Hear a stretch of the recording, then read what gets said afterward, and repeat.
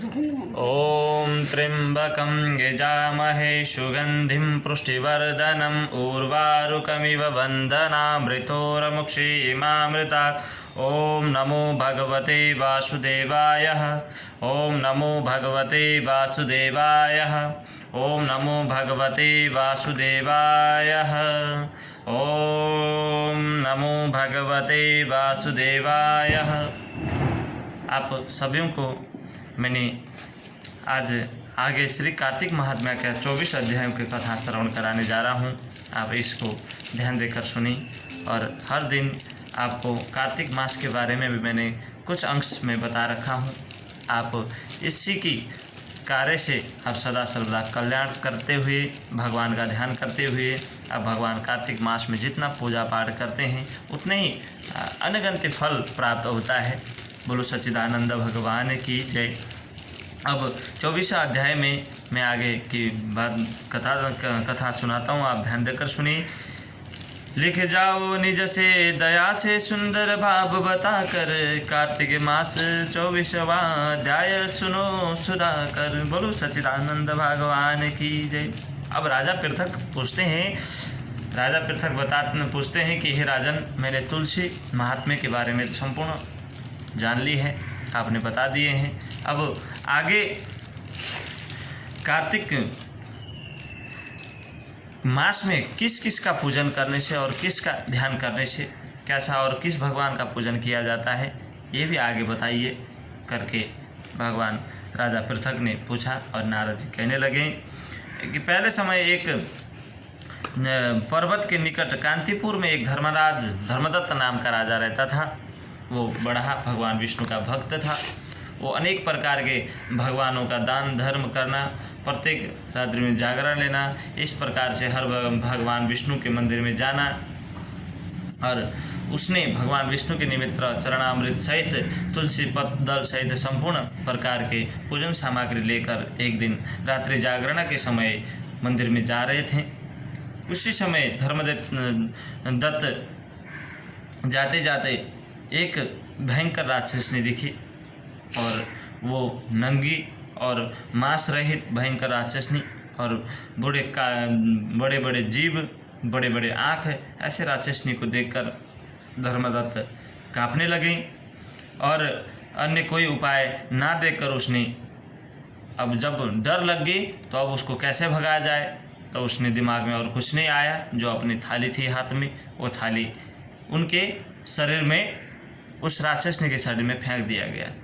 जो राक्षसनी थी, तुलसी दल इतनी शक्तिशाली है जिस तुलसी दल के कारण उस राक्षसनी संपूर्ण पाप नष्ट होकर वो अपने स्वरूप में आई। तो जब फेंकने के बाद वो अपने शरीर में आई, उसी राक्षस ने और उसको जैसे आने लगी तो उसको पूर्व जन्म के बारे में कुछ ज्ञात होने लगा। अब धर्मदत्त को उसने प्रणाम की कि हे धर्मदत्त, आपके कारण आज मैं इस राक्षस योनि से छूट गई। बोलो सच्चिदानंद भगवान की जय। उस राक्षस ने जिसका नाम कहलाया था कि यह ब्राह्मण सौराष्ट्र में भिक्षुक नामक एक ब्राह्मण रहता था। मैं उसकी पत्नी थी। मेरा स्वभाव बड़ा ही निष्ठुर था। मैंने अपने पति का कभी भी भला नहीं चाहा, उसे कभी अच्छा भोजन नहीं दिया और ना मिठाई ही खाने को दी। मैं प्रतिदिन उसे लड़ती झगड़ती रहती थी। मुझे इस प्रकार की झगड़ालू देख तथा नित्य पति की कलह से तंग आकर मेरे पति ने दूसरे विवाह का निश्चय किया। यह सुनकर कि मेरा पति दूसरा विवाह कर रहा है, मैंने उसके विवाह से पहले ही विष खाकर आत्महत्या कर दी। देखो, अपने आप अपना हत्या करना सबसे बड़ी पाप है। मेरी मृत्यु के बाद यमदूत मेरे को लेने आए, गदा से मारते हुए यम के पास ले गए। और यमराज ने मुझे देखकर चित्रगुप्त ने पूछा कि हे चित्रगुप्त, इसने क्या कर्म किया? जो भी कर्म इसने किया है उनका फल इसे भोगने होगा।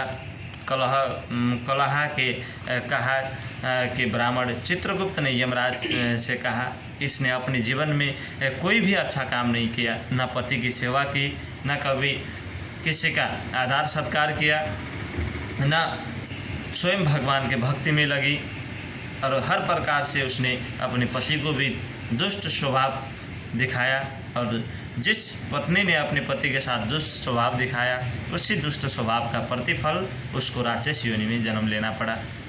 मृत्यु के बाद अपने विष खाकर वो मृत्यु हुई, तो राक्षस योनि में उन्होंने वो 3 योनि तक उस राक्षस योनि का और प्रेत योनि का भुगतना पड़ा। और उसी समय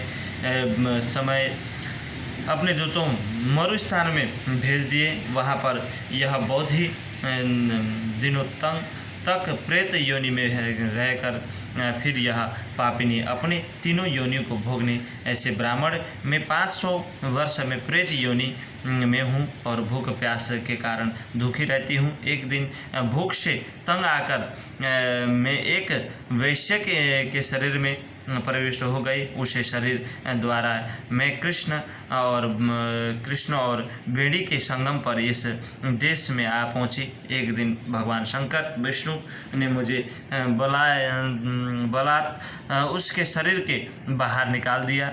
फिर मुझे आप दिखाई दिए। आपके लोटे में तुलसी दल का जल छींटा मेरे ऊपर पड़ गया, जिससे मेरे सब पाप नष्ट हो गए। कितने शक्तिशाली हैं तुलसी दल, संपूर्ण पाप तुलसी दल से मुक्त हो जाता है।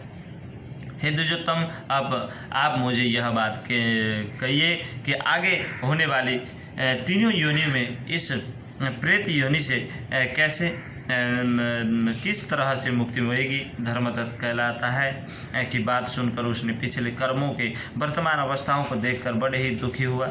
उसको दुख देखकर उसका चित्त पिघल गया और फिर उसने दुखी भाव ने आगे की कथा शुरू दूसरे अध्याय में आपको बताया जाएगा। बोलो सच्चिदानंद भगवान की जय, बोलो विष्णु भगवान की जय, राधा कृष्ण भगवान की जय। कृष्ण